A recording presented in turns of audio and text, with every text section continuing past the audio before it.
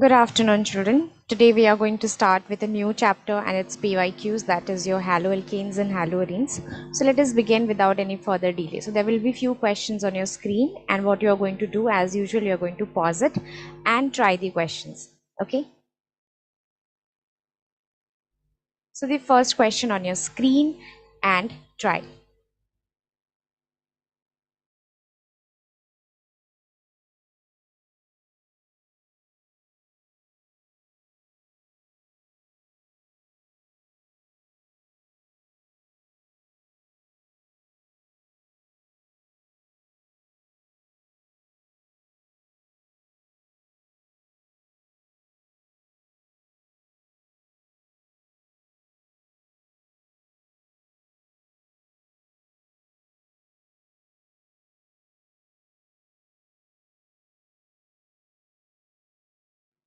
Okay, children. So what is given here? Let us see. It is given to us here that there is one assertion and there is one reason. What is the assertion telling us? The assertion is telling that the haloalkanes, they react with KCN, okay, to form alkyl cyanides as the main product, while AgCN to form isocyanide as the main product, right? So we know that haloalkanes is Rx. When it reacts with KCN, it gives you RCN, that is your cyanide. Yes, children? Okay. Then we know that Rx, when reacts with AgCN,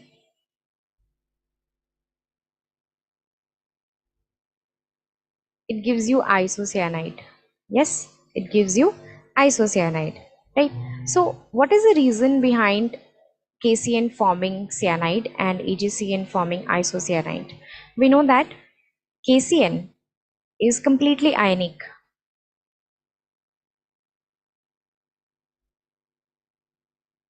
So when you see, it is available in the form of K plus and Cn minus.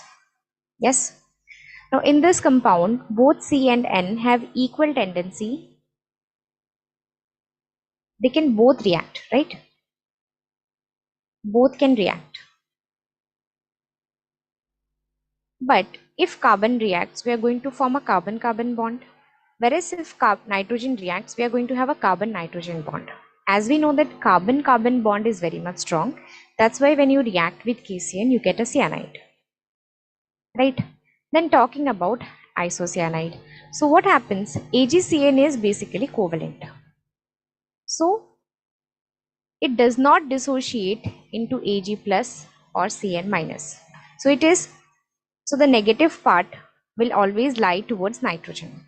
Like a negative part will always lie towards nitrogen, or we can say that nitrogen will have a higher tendency to come and form a bond, right? Okay, so that's why we say that in case of NC, it is isocyanide, whereas in case of Cn, it is cyanide. Yes, okay. So KCN forms alkyl cyanide, whereas AgCN forms isocyanide. And KCN and AgCN, are they both highly ionic compounds? No. Only KCN is ionic. This one is covalent.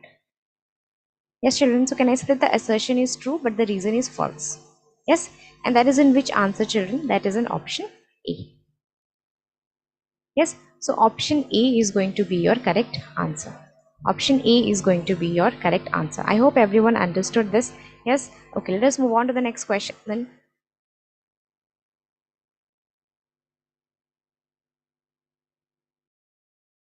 So I haven't given any options here. Just try. Okay.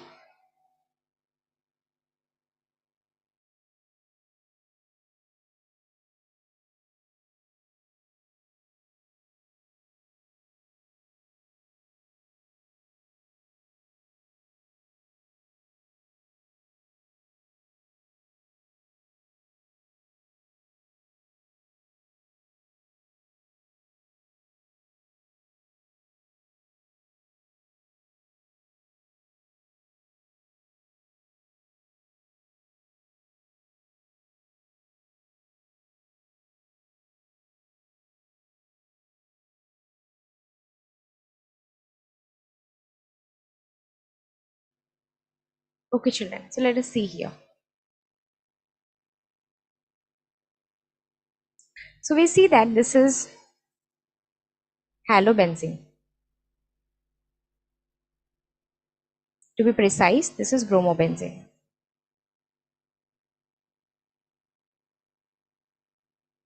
Now here we are having an electrophile which is NO2 plus. Yes, NO2 plus we are having, and wherever this finds electron, it is going to go and attach. So because of bromine, this is concentrated. The point to note here that it is concentrated, right? So in case of concentrated, wherever it finds your negative charge, it is going to go and attach there. And we know because of bromine at ortho and in para, we are going to have negative charges. So in all these positions, your NO2 plus is going to go and get attached, right? So what is going to be A, children? Some of you might get confused. Okay, you are not going to write this as your major product.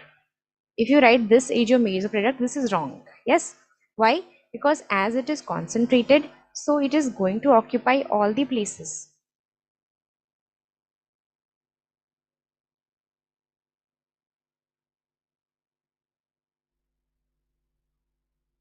Yeah, this is going to occupy all the places, right? So this is going to be this one. So this is your E. Yeah. Then what happens, children? We have NaOH and HCl. So when you have NaOH and HCl, so if you give NaOH and HCl, this is going to be, these positions are occupied. This is going to be ONA. Then when again HCl is given, this is going to be phenol, right?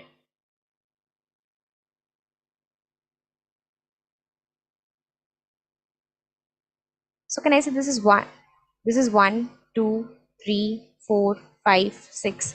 So 2, 4, 6 trinitrophenol is going to be your answer. Yes, children. Okay, so everyone understood how it is done. So as it was, if it was given dilute HNO3, we would have done at only one position. But as concentrated HNO3 is given to us, that's why it is going to be substituted at all the positions that is available to us. Yes, okay. So 3 positions are available. Then NaOH and HCl you give, and you are going to get 2,4,6 trinitrophenol. So that's good. That is going to be your product. Yeah. Okay.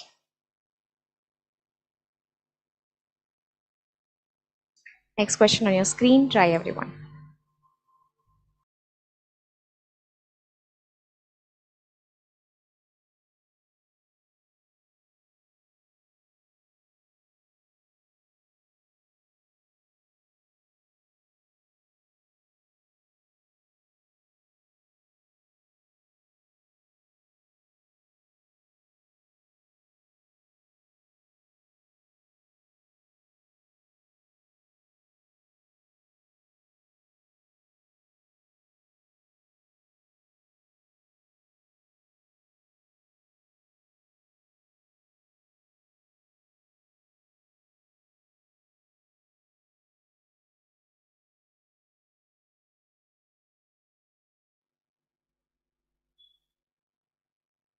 Okay, children.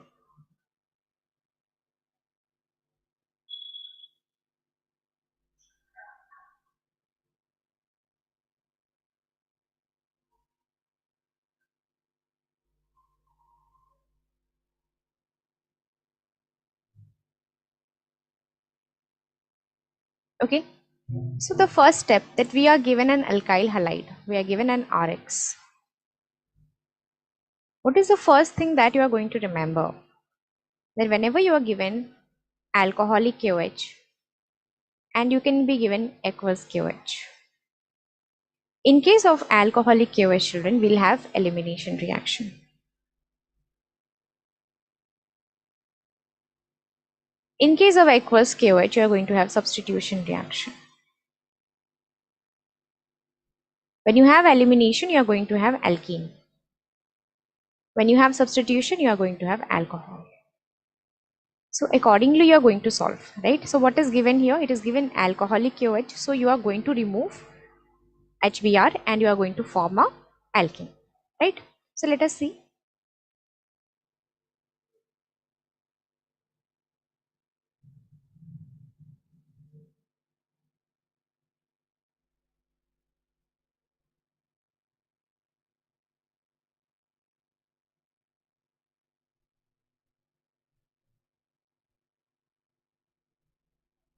Okay, so this is going to be your alkene. So A is going to be your propene. Right, children?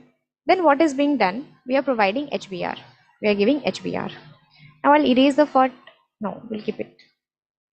So if you're giving HBr, now we know that when we give HBr to an alkene, that is going to follow what, children? Markov-Nikov addition. What, children? Markov-Nikov addition. Now, what is Markov-Nikov addition? The negative part goes to the one with less number of hydrogen. Positive part goes to more number of hydrogen. Yes. So in HBr, Br is negative. It is going to go to this carbon. Yes. Okay. So you have to look at that carbon which is only doubly bonded. Okay. Double bonded carbon atoms. So here, this is having less. So here bromine is going to go. And here this one. Yes. This is going to be your B. I can say 2-bromo propane. Next, what you are going to do, you are going to heat it and you are going to give aqueous KOH. Now see, children, we are giving aqueous. That means there is going to be substitution. Substitution of X, right? So,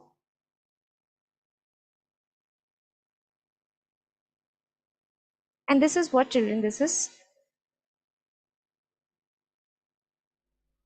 propan-2-ol, right? So, option C is going to be your answer. Okay, did everyone understand? So what was the takeaway points from here, children? The takeaway points from here was alcoholic KOH, elimination, alkene is going to be formed. Aqueous KOH, substitution, alcohol is going to be formed. Markov-Nikov addition, when you give HBr2, you can give HBr, you can give HI, yes? Okay, then we'll talk little bit about Markov-Nikov addition, right?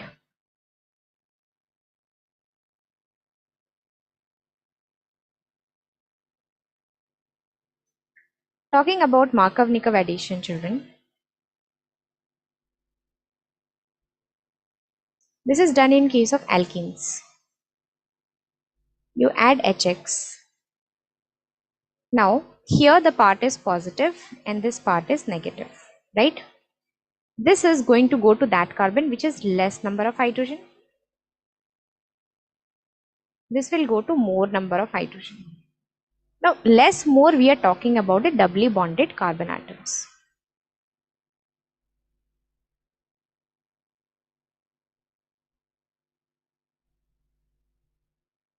Right here, you see there is less. You have to look at these two carbons only. Yes, this one is having less, so it is going to get X. This one is more, it is going to get hydrogen. Yes, so that is going to be your answer. Now, if there is Markov-Nikov addition, there is anti-Markov-Nikov addition as well.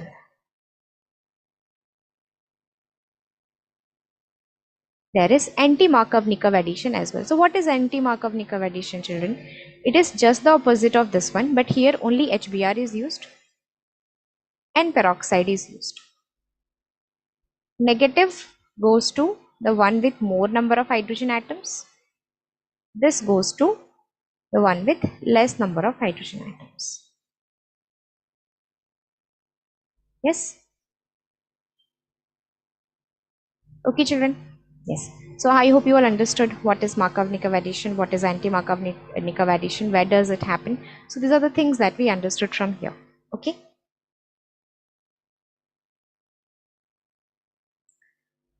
So next question on your screen, try everyone.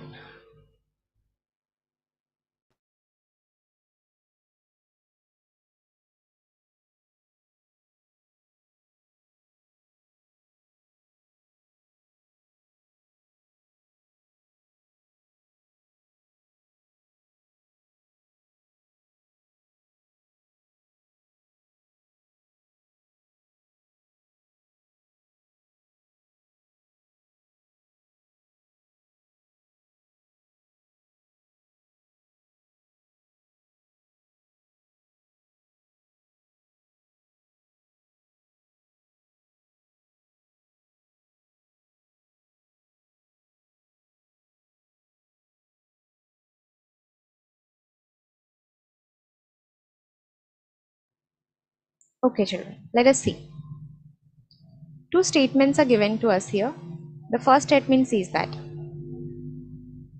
there is high concentration, strong nucleophilic reagent with secondary alkyl halides, which does not have bulky substituent will follow SN2 mechanism. Okay. Second statement says us that we have a secondary alkyl halide when treated with large excess of ethanol follows SN1 reaction. So basically we are having two things here. SN1, SN2, right? Okay. So what is being talked here? In case of SN1, the rate is proportional to concentration of the substrate as well as nucleophile, right? And we know that SN1 is proportional to solvolysis. Yes. So when the solvolysis increases, that means you're taking a large amount of ethanol here. So obviously that is going to follow your SN1 reaction. So the second statement is correct because we know that SN1 follows the order 3 degree, 2 degree, 1 degree. This doesn't mean that 2 degree cannot undergo your SN1 reaction. Under certain conditions, it is going to undergo SN1 reaction, right? So talking about the secondary alkyl halide, when you give a large amount of ethanol, when you give excess of ethanol, there is solvolysis, and solvolysis is directly proportional to your SN1 reaction. So more the solvolysis is, it has a higher tendency to undergo SN1 reaction. So this statement is definitely correct, right? Now, talking about SN2 reaction, we know that this is equal to, it depends both on the concentration of Rx and nucleophile. Rx is your substrate, your secondary halide, 2 degree halide. And nucleophile, we have what it is going to a strong nucleophile, high concentration. You have taken so much of strong nucleophile. So basically the concentration is increasing here. What is happening to the concentration, children? The concentration is increasing, right? So when the concentration increases, the rate of reaction will increase. So this is going to undergo SN2 reaction. There is one more thing also given here, that is the bulky substituent. It does not have a bulky substituent. We know that whenever we have bulky substituent, it hinders SN2, right? Means there is steric hindrance. But in the question it is given to us that there is no steric hindrance. So definitely if there is no steric hindrance, it is going to undergo SN2 reaction, right? It is going to undergo SN2 reaction. So can I say that statement 1 is also correct, statement 2 is also correct. So both statement 1 and 2 are true, right? So A is going to be your correct answer. Yes, children. Okay. So what was the takeaway point from here, children? You understood that in case of SN2 reaction, it is directly proportional to the concentration of both. That's why when the concentration increases, the rate of reaction also increases. Then considering the SN1 reaction, solvolysis, when it is more, SN1 reaction will be more. That's why both statements are correct. Next question on your screen. I have not given any options here. Try this.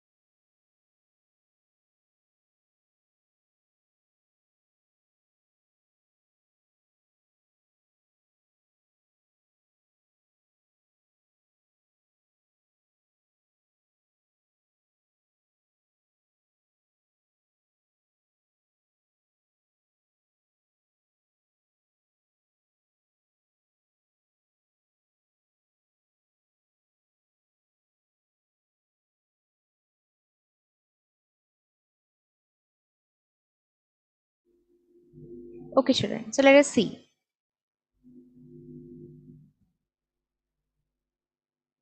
The final product A formed in the multi-step reaction sequence. So what is the final product A that is being asked to us? Now see, children, we have been given so many reagents here. So we have bromine, right? Then you are giving magnesium and ether. So this is the reaction of Grignard reagent. It is going to give you phenyl magnesium bromide. Yes, then what you do, you are going to give it CO2 and H plus. We know that when you do this, you are going to get benzoic acid, right? So in the first step, when you completed all the things, what did you get? You got benzoic acid. Yes, we'll erase the rest of the things.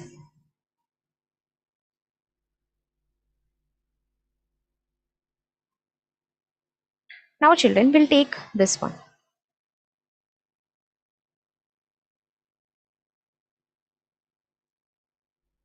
What did you do? You gave NH3. When you give NH3, what do we get? NH3 goes and adds there. And we get this. Right? We get this. Now, when you heat it, can I say a water molecule evaporates? Yes. So you see children, one water molecule means H2 and O will go. So what are you left with? You are left with amide. Right? You are left with amide. Yes. So what is your product here? From here you got benzamide. Yes. So from the first step you got benzoic acid, and in the second step you got benzamide. Yes. So these are very common reagents and you should know about these.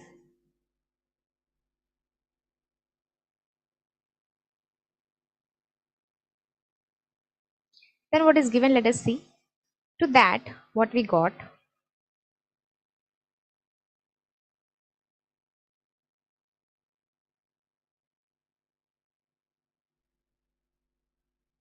we gave bromine plus NaOH.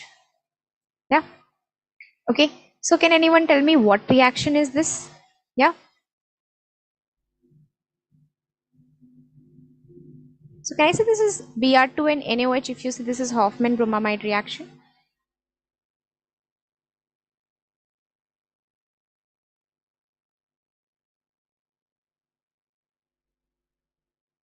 And we know that the number of carbons that is present in the parent compound. This is the parent compound. And whatever product you are going to get, you get one carbon less. Basically, the CO group is removed, right? That will make one carbon less. So this group is removed. When this group is removed, your product is going to be NH2. So your product is going to be aniline. Yes. So how many of you got it as correct? So did everyone understand? These are the very basic reagents, right? So it's all from NCRT only. Everything is there in NCRT. So I don't think for organic, for the basic, apart from GOC, you will require any other books for GOC.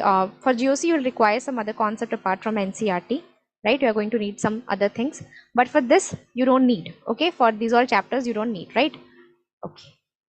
So next question on your screen. Try everyone.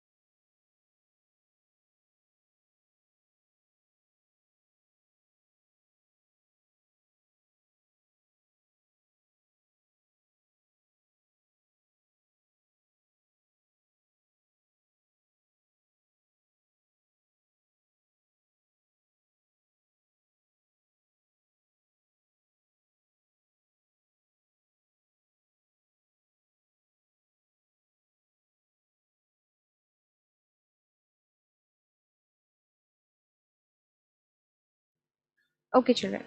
So what is given here?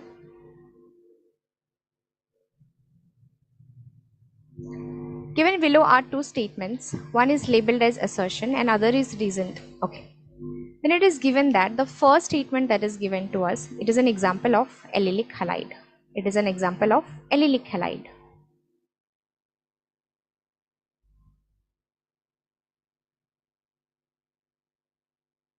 Okay. So what happens in case of allylic halide, children? So we'll have a double bond. Then adjacent to the double bond, the functional group is attached, right? So adjacent to the double bond, there will be a carbon. To that, the functional group it is attached. So here you see there's a double bond. Yes. So then there is a carbon adjacent to it, will make it star carbon. Here, if your functional group is attached, that is called as your allylic halide. That is called as your allylic halide, children. Yes, understood. So can we see here that there is a double bond here? And beside this double bond, there is a carbon, and to this carbon, one halogen is attached. So this is an example of your allylic halide. This is an example of your allylic halide, right? Okay. So this statement is correct.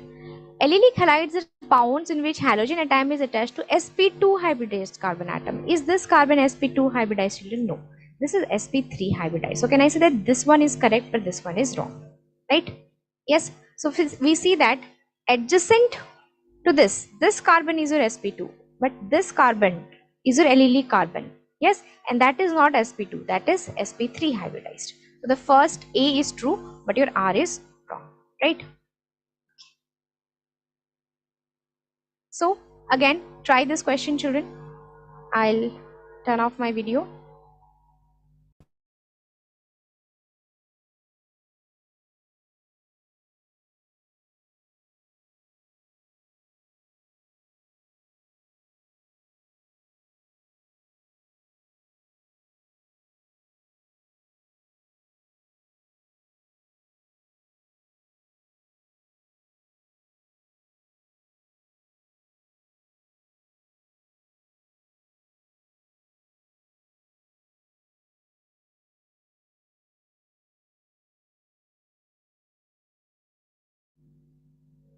Okay, children. So what is given to us here? It is given to us here that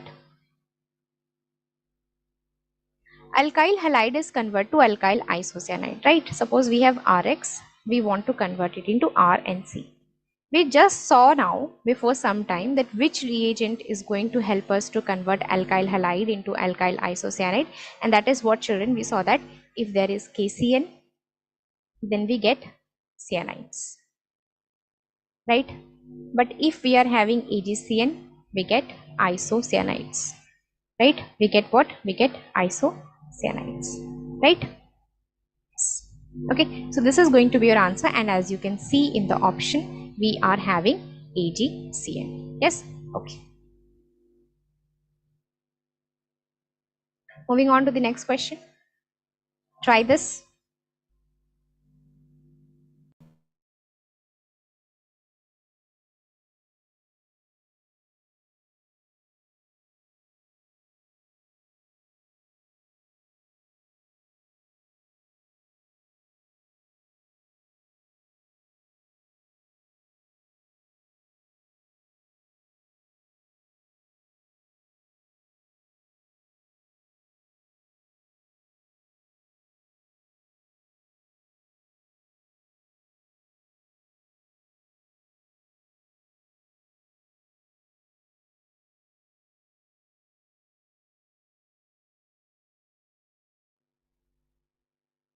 Okay, children. So let us discuss what is given here. It is given here that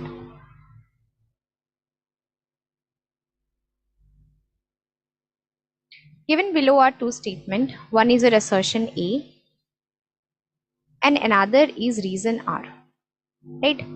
So assertion A and reason R, what is given here? Aryl halides cannot be prepared by replacement of hydroxyl group of phenol by halogen atom. Generally what we see, children, generally we see that suppose we are having ROH and we are giving some reagent, for example HCl, in the presence of ZnCl2. Then what are we going to get, children? We are going to get RCl. Yes. So this is your aliphatic alcohol and this is your aliphatic halide, right? We'll understand this with the help of an example.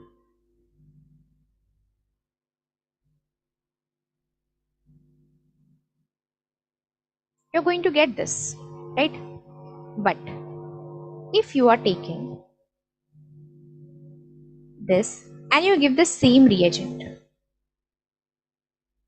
you are not going to get this. I can say there is no reaction. There will be no reaction. Why is there no reaction, children?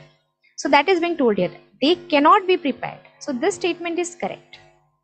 Then the reason that is given to us here is that is they react with halogen acids very violently. Is that the reason? That is not the reason. Then what is the reason, children? So first thing we understood from here that assertion is correct but reason is wrong. Assertion is correct but reason is wrong. So A is true but R is false. But we have to understand that what is the reason behind this. We know that phenol has OH group, right? And it is going to undergo resonance. When it undergoes resonance, it's a plus R group, right? So you can see, children, OH plus minus, okay? So because of resonance, there is a partial double bond character. So the resonance is going to continue and you are going to do that, right? So because of resonance, we have a partial double bond character.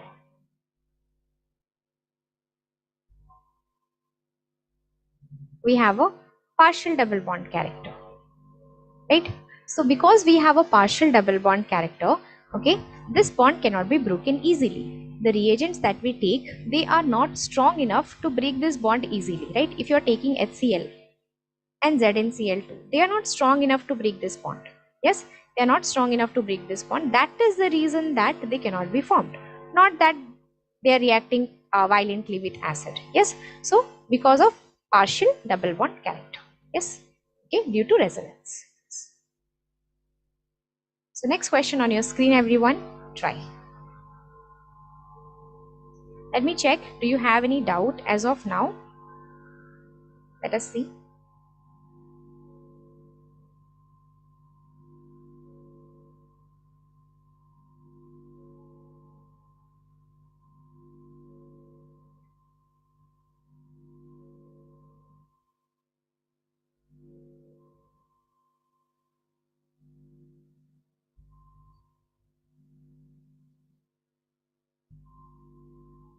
Okay.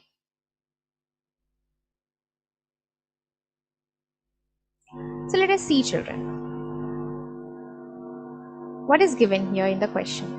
It is given that which among the following halides will not show SN1 reaction? Which of the following will not show SN1 reaction? So we know that for SN1 reaction, carbocation stability is necessary.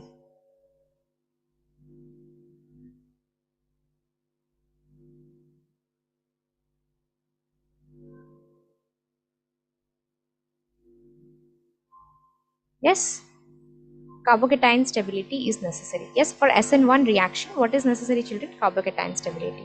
That's why we know that 3 degree greater than 2 degree greater than 1 degree is your order for SN1 reaction.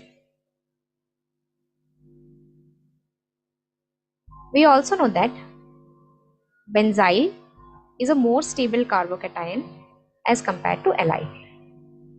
Benzyl being having more number of resonating structures, that's why it is more stable, right? So these are the things we should know when it comes to SN1 reaction, right, children? Okay, so now let us look at the first option. What is given to us? This is double bond, then we have a single bond. So here it is sp3 hybridized. Yeah, so this one, children, is your allylic carbon, allylic halide. As this is allylic halide, is it going to undergo SN1 reaction or not? Definitely it is going to undergo SN1 reaction. So this is correct. Yes. Okay. Now talking about the other one, Now we know, children, we see that this carbon is sp2. So can I say that this is your vinylic halide? This is a vinylic halide. Yes, children. So as this is vinylic halide, it does not form stable carbocation. So this one is for sure that this one is not going to undergo your SN1 reaction. This is not going to undergo SN1 reaction, right? Okay, so let us see other options because we are having multiple answers here, right? We have multiple answers here. Let us look at this one. Now tell me, children, is this one going to undergo SN1 reaction or not? Definitely. Why? Because if we remove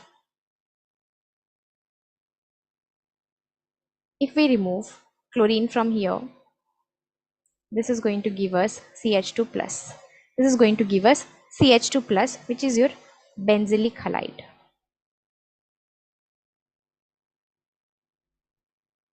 And this forms a very stable carbocation.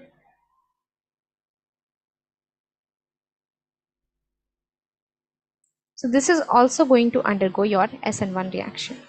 Now if we look at the other one, this is what degree, children? This is your star carbon. This is attached to 2, so this is 2 degree. So this will also undergo SN1 reaction. Why won't it undergo SN1? It is going to undergo SN1 reaction because we know that 3 degree goes, then 2 degree, but 2 degree under certain conditions it is going to undergo. As we saw in case of solvolysis, it underwent SN1 reaction, right? So can I say that only one option is there which does not undergo SN1 reaction, and what is that, children? It is option B. Yes, so your answer is going to be B only. So B is the only one which is not going to undergo SN1 reaction. And did you understand the reason why? Because it is vinylic halide. So if it is given to you vinylic halide or primary halide, something of these sort is given to you, then they are not going to undergo, right? They are not going to undergo SN1 reaction. I hope this is clear. Is there any doubt till this much? Yes. Okay, let us go to the next question.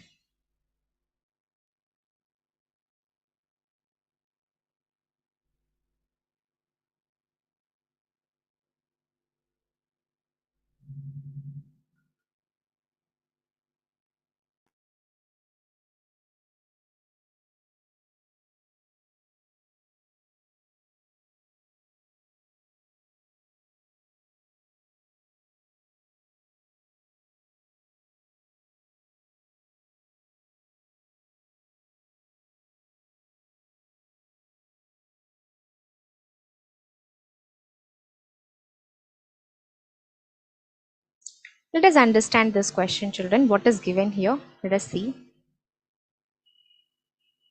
It is given here the correct statement regarding nucleophilic substitution in a chiral alkyl halide. Now, what is this chiral alkyl halide, children? We know that chiral carbon is a carbon having asymmetric center. What is this asymmetric center, children? All the 4 atoms bonded to the carbon are different.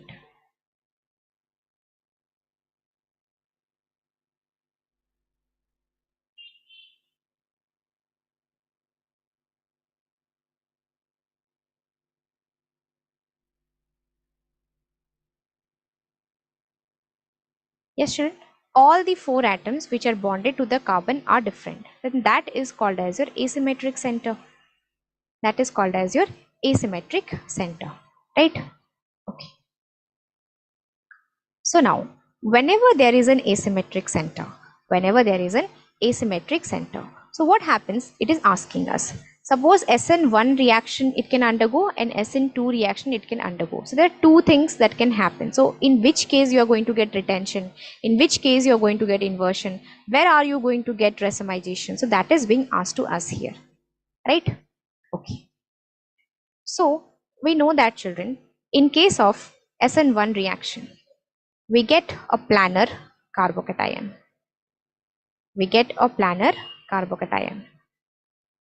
That means the carbocation looks something like this, right? Okay. So your nucleophile can attack from this side Yes. So here suppose this side the functional group was attached. Okay. So there will be retention of configuration. Now, as it is planar, your attack can be from back as well. Then there will be inversion of configuration. So as the probability of both is there, so that's why we say that whenever there is SN1 children, you get racemization. You get racemization, right? So racemization is there only in all the three options, whereas retention is here. So this option is going to get cancelled. Yes. Now, but talking about SN2 reaction, we know that in case of SN2 reaction, suppose we are having and your ion attacks, okay, and your nucleophile attacks. So it is going to attack from the back. It is going to attack from the back. When it attacks from the back, only inversion is possible. Only inversion is possible. Tell me children, is there anything else that is possible here? Is there anything else that is possible here? No, right? So only inversion is possible. As only inversion is possible, so can I say that SN2 proceeds with inversion, whereas SN1 proceeds with racemization, right? So racemization in case of SN1 and inversion in case of SN2. So that is going to be your correct answer. Yes. So option D is going to be the correct answer. Yes. Okay. Moving on to the next question.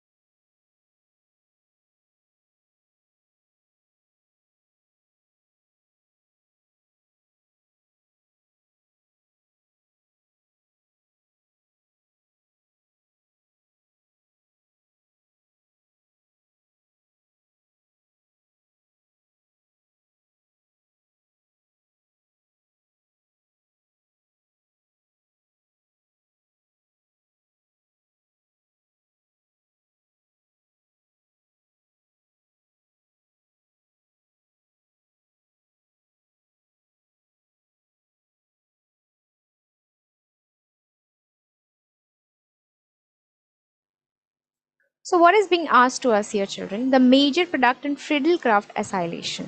Now we know that in case of Friedel-Crafts reaction,